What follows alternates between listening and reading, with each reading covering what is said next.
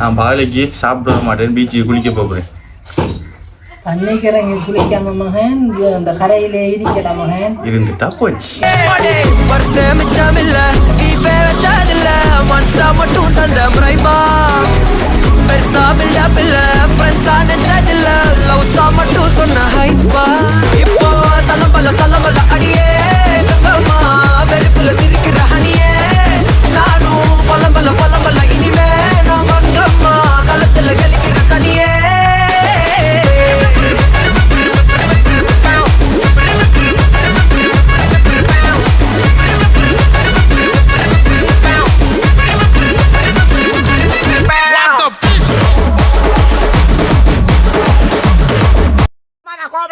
என்னடா சும்மா விளையாண்டு பார்த்தா சும்மா தானே பிராங்கனா இது.